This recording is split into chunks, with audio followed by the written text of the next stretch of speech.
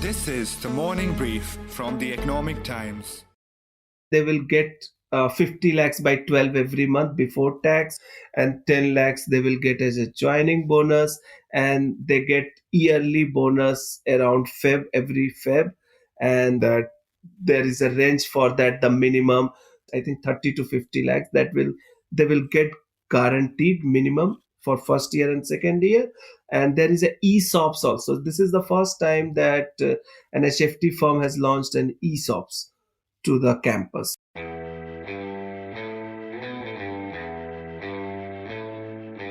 You heard Prashant Singh, founder of high-frequency trading firm Quantbox, split the rupees 1.8 crore package he offered to 23-year-old engineering students at IITs on December 1.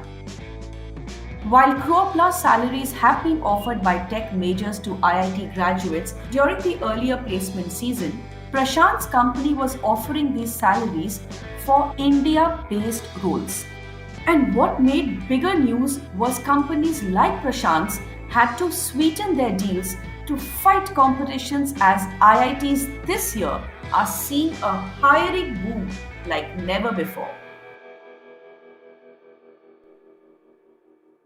What do the CEOs of Twitter and Google have in common, along with the many IIT alumni who've gone on to head major companies? Well, of course, they come from one of the most prestigious schools in India, and that worth and that love for IIT alums is rubbing off in the job market this year. It's raining money at IITs. Companies from across the globe are making their way to IIT campuses with eye-popping remunerations. Uber Technologies has emerged as the highest paymaster so far, offering students from IIT Bombay, Madras and Varanasi a whopping 2 crore rupees plus packages. And this bumper placement season, where companies are prowling India's top engineering institutes, beating the COVID blues, will be our discussion today. I'm Devina Sengupta, and you're listening to our episode IIT Moneyball on the Morning Brief today.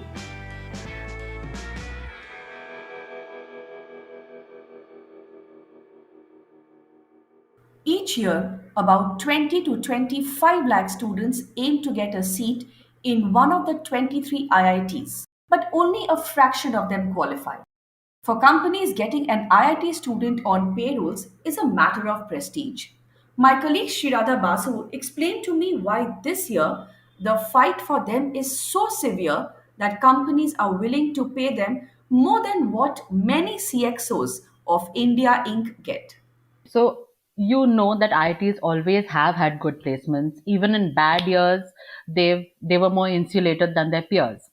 They placed more students, they've had better offers than most other colleges. But what is happening this year is remarkable even by IIT standards. So, placement started on December 1st for the older IITs, and this includes Bombay, Delhi, Kanpur, Roorkee, Kharagpur, Madras and Guwahati, as well as IIT BHU. Since then, since December 1st, every single IIT has been smashing their own previous records. So let's take any parameter, okay? So total job offers. Last year, 2 weeks into the placements, about 50 to 60% of the batch had been placed. This year, they've already crossed that mark barely 6 days into the process. 2 crore packages which had disappeared, they are back. And even for a domestic package, the maximum earning potential is as much as 1.8 crores. That's huge. Especially when this discussion is happening between journalists, 1.8 crore packages, 2 crore packages for 23-year-olds. And I understand if the placement was, let's say, in Bay Area, but you're telling me sitting in Bangalore or Hyderabad or Delhi, I can get 1.8 crore just passing out of IIT right now? Yes, that's the maximum earning potential, yes. But yes, that includes a second year bonus component. It includes ESOPs, but that's the way the salaries have traditionally been structured. But even on the minimum side, yes, you could, for the people who've got these packages, they could earn 90 lakh upwards to 1 crore easily sitting in India, which is something CXOs do only after a certain time. What is driving these salary packages? I mean, what are companies finding so niche talent in IITs right now that they're ready to pay this much of an amount? I think the biggest thing is the fact that and we've all been reading about this, we've been hearing about it. The biggest thing is that COVID has accelerated digitization in a huge way.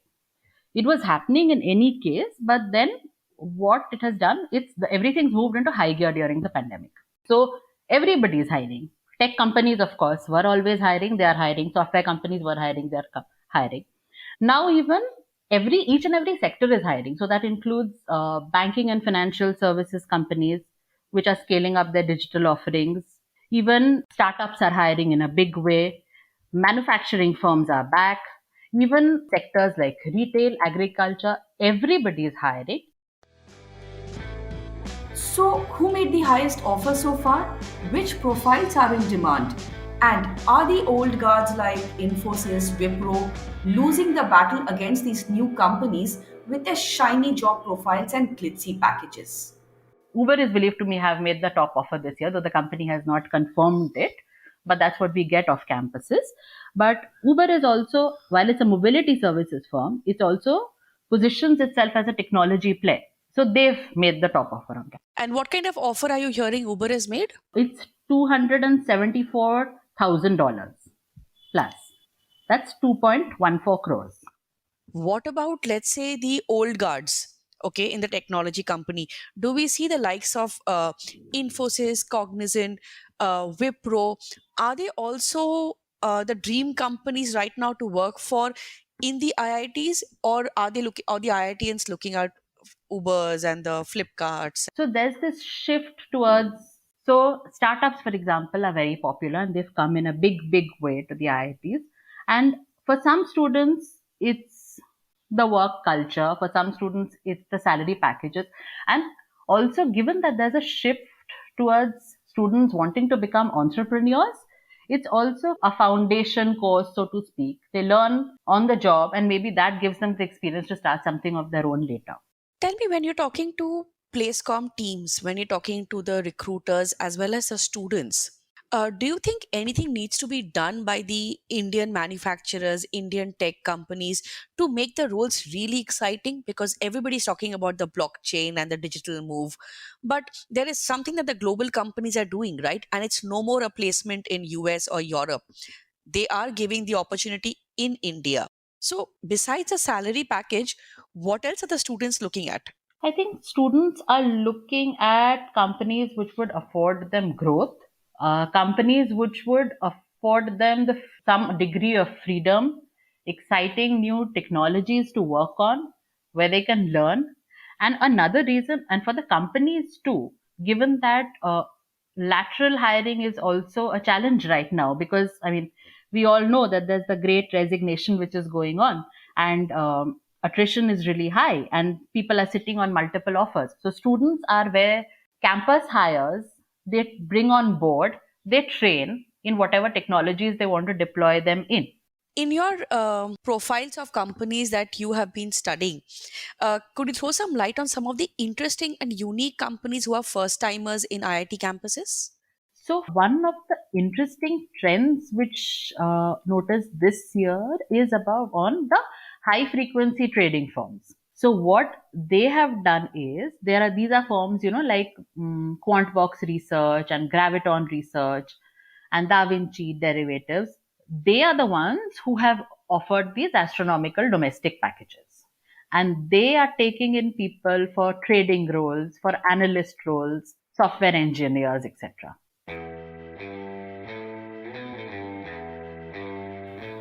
And you thought placement season was nerve-wracking for the students? It is equally tough for recruiters. Prashant, for instance, weathered a bad cold, flew down with a team of 12 to India for IIT placements, and managed to get only 12 students when his company has an urgent vacancy for about 30. He sifted through 500 profiles and even hours before the interviews had to sweeten the salaries by 20 to 25% to hook the right candidate. The founder of Quantbox explains why his company needs these IITians. Let's understand our needs, what we need as in Quantbox, I mean. So by the nature of our business, we are a prop trading firm and major most of the focus on high frequency trading. Here at Quantbox, our day to day works involve researching and developing trading algorithm. At Quantbox, I can say for sure that technology and mathematics are two very important skills. In India, there is no doubt that IITs are one of the top colleges for these subjects, right?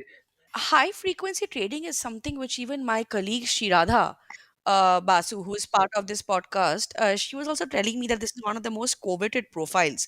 What is making high frequency trading such an important job prospect right now? So it's linked with the volatility in the market. So we write, as I told you, we write algorithmic strategies, automated, I would say automated algorithmic strategy that trade in the market. Like whatever the exchange are, like in India, there are three, four exchange, National Stock of Exchange, Bombay Stock Exchange, and there is a MCX, Commodity Exchange. So we write algorithms to trade these exchange automatically through our program, through our code. And last 2 year in COVID session, market was very uncertain. So when the market is uncertain, there is a high volatility and there is a more opportunity for traders. Our plan was to hire around 30, but we haven't got the candidates. So the competition was very intense on day one.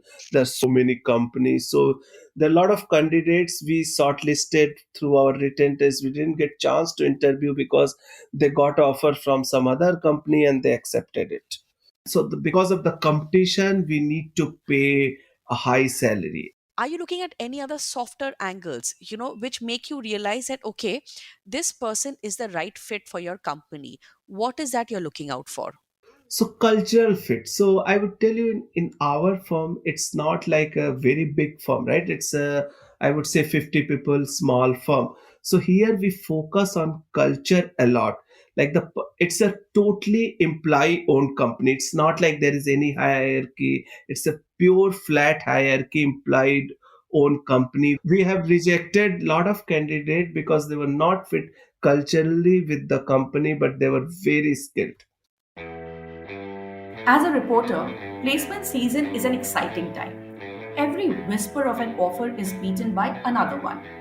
Before the pandemic, suited executives would be seen in hushed corridors with piles of resumes. There was palpable anxiety lining both the students' and recruiters' faces when every resume or offer was either up for grabs or rejection. Anishya Obhrai Madan, who heads the career services at IIT Delhi, tells me how the pandemic with its virtual placement season has changed the rules. Hello, how are you doing, Devina?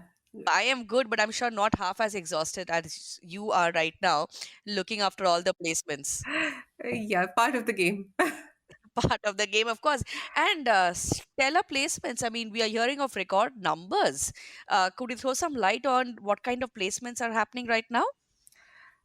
Yeah, this situation is pretty nice this year, especially compared to last year and also many, many years, I believe. We'll see the final numbers when they come in finally, but it's looking good so far. How many offers have come in so far? We are already at 1,000 plus, maybe 1,100 plus. We've crossed around last year. Wow. So definitely when you say better than last year, I mean, of course, last year was a pandemic year, but from what I read in reports, it's even beaten earlier records, like even previous years, pre-COVID as well. Yeah, that is what I think is happening.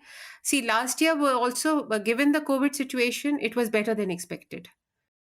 What kind of mix are you seeing happening which didn't happen earlier? Are we seeing more of new companies coming in? Are we seeing old manufacturing companies which hadn't recruited for a while coming in? What are you seeing this year? See, last year, because of the pandemic, unfortunately, the manufacturing sector was not hiring the way it used to in the past because very obviously factories were closed, right? They were not running. This year they're back. So, which is what is good for the entire system. It's not only IIT Delhi, I believe it's across all campuses, just as an example. So, where people needed to be there physically, those sectors are also back on campus. Last year, the mix was more towards, the kind of profiles where you could work from home, which meant your IT profiles, which meant maybe your software based profiles, which meant your consulting based profiles. As the placement office, even though people think that we are IIT Delhi, we still have to work. It's not that things fall into our lap.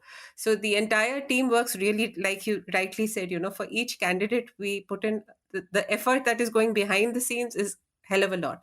We have a database of past recruiters. We are also tracking the new startups. So they're not coming to us by default. We are actually inviting them. But pandemic would have made it really difficult for y'all to have this kind of access. See, the access part of it was just that the response rate would have been different. Yes, last year. This year we were luckier. So last year, yes, the push had to be more, and also many times, especially the places where people were required to be there physically. Even the recruiters, I think, did not really want to say no, but their hands were tied. Also, companies, the recruitment models have changed, right? Pre COVID, the model was very different. How have you seen the recruitment model change right now? Actually, from our perspective, the online medium, the online way of recruiting is working great, right? It makes life much simpler, and I believe the same would be for the HR people, as the HR fraternity as well.